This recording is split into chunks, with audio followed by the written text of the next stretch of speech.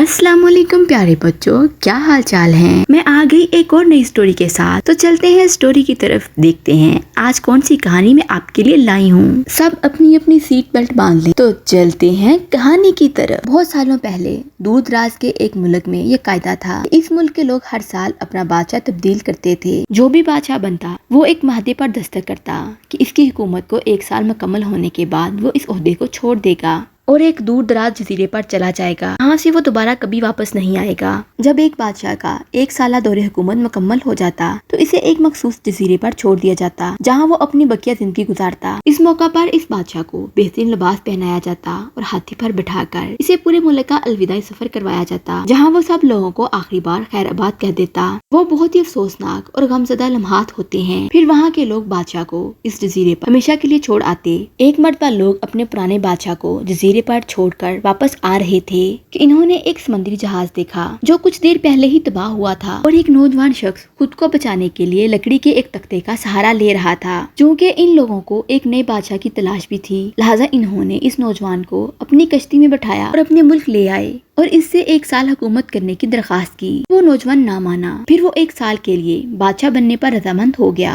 वहाँ के लोगों ने इसे बादशाहत के तमाम असूल और तरीके समझा दिए और ये भी बताया कि 1 साल के बाद इसे फलां मखसूस जजीरे पर छोड़ आएंगे। बादशाहत के तीसरे दिन ही इस नौजवान बादशाह ने अपने वजीर से कहा, मुझे वो जगह दिखाई जाए जहाँ गुज़श्ता तमाम बादशाहों को भेजा गया था। नए बादशाह की ख्वाहिश का एहतराम करते हुए इसे वो जजीरा दिखाने का एहतमाम किया गया। जजीरा मुकम्मल तौर पर जंगल था और जंगली जानवरों से भरा हुआ था। इन जानवरों की आवाजें जजीरे के बाहर तक सुनाई दे रही थीं। बादशाह जायजा लेने के लिए थोड़ा सा जंगल के अंदर गया। वहाँ इसके पीछे तमाम बादशाहों के ढांचे पड़े नजर आए। वो समझ गया कि बहुत जल्द इसका भी यही हाल होगा। जंगली जानवर इसको भी चीर फाड़ कर खा जाएंगे। मुल्क वापस पहुंचकर बादशाह ने मजबूत तवाना जिस्म के 100 मजदूर इकट्ठे किए। इन सबको इस जजीरे पर ले गया। हुक्म दिया जंगल को 1 माह में मुकम्मल तौर पर साफ कर दिया जाए और तमाम खतरनाक जानवरों को मार दिया जाए और सब फालतू दरख्तों को काट दिया जाए। वो हर माह खुद जजीरे का दौरा करता और काम की निगरानी भी खुद करता। पहले महीने में ही तमाम खतरनाक जानवरों को मार दिया गया।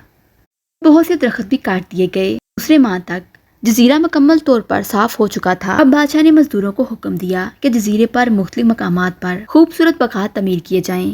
वो अपने साथ मुख्तलिफ पालतू जानवर, मुर्गियाँ, गाय, भैंसें, बकते, बेड़े, इस तरह के सभी जानवर जजीरे में मुंतकिल करता रहा। तीसरे महीने बादशाह ने मजदूरों को हुक्म दिया कि एक शानदार घर तमीर करें और इस जजीरे पर एक बड़ी सी बंदरगाह भी बनाएं। गुजरते महीनों के साथ साथ वो जजीरा एक खूबसूरत शहर बनता जा रहा था। वो नौजवान बादशाह बहुत सादा लिबास पहनता, अपनी जात पर बहुत कम खर्चता। वो अपनी बादशाहत की ज्यादातर कमाई जजीरे को बनाने में लगाता रहा। 10 माह गुजर जाने के बाद बादशाह ने अपने वजीर से कहा, मैं जानता हूँ कि 2 महीने के बाद मुझे जजीरे में छोड़ दिया जाएगा। मैं अभी से वहाँ जाना चाहता हूँ। वजीर और दूसरे वज़रा इस बात पर मुत्फिक नहीं थे। बादशाह से कहा, को 2 माह तक सब्र करना होगा। साल मुकम्मल होते ही आपको उस जजीरे पर छोड़ दिया जाएगा। बिला आखिर 2 माह मुकम्मल हो गए। बादशाह का 1 साल खत्म हो गया। हस्बे रिवायत वहाँ के लोगों ने अपने बादशाह को शानदार लिबास पहनाया और हाथी पर बिठाया ताकि वो अपनी राया को खैराबाद कह सके। काफी तवक्का ये बादशाह अपनी अलविदाई तकरीब पर बहुत खुश था। लोगों ने इससे पूछा,